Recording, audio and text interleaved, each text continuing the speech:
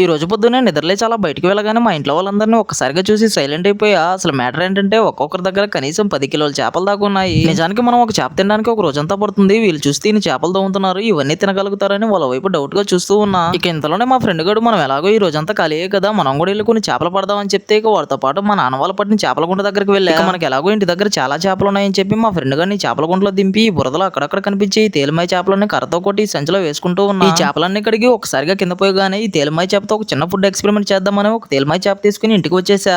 నిజానికి ఈ తేలిమాయ చేపలు నేను చాలా సార్లు పట్టినా, కానీ పట్టిన ప్రతిసారి వండుకొని తినడం తప్ప ఏ ఒక్కసారి కూడా వీటిని కలిసింది లేదు. అందుకని ఈ రోజు మన స్టైల్ ఈ తేలిమాయ చేపలను కలచబోతున్నా. ఈ తేలిమాయ చేపకి ఎలాగో పులుసులు ఉండవు కాబట్టి కొంచెం మెల్లిగా కడిగి దీనికున్న పొడవాటి ముళ్ళని కట్ చేసి అక్కడక్కడ కొన్ని ఘాట్లు పెట్టా. ఈ చేపని ఇలా గీతలా కట్ చేసుకోవడం వల్ల మనం వేసిన మసాలా ఈ చేపకి బాగా అంటుకుంటుంది. ఇక ఈ మసాలా అంతా ఈ చేపకు బాగా రుద్ది ఒక చిన్న మంట రెడీ చేసి ఆ మంటలో ఈ చేపను వేసి మంచిగా కాలే వరకు ఓపిక పట్టి ఆ తర్వాత ఈ చేపను తినడం మొదలు పెట్టా. ఇక ఫైనల్ గా ఈ చేప టేస్ట్ మాత్రం నేను అనుకున్నంత ఘోరంగా అయితే ఏం లేదు, కానీ తినడానికి చాలా బాగుంది మమ్మా.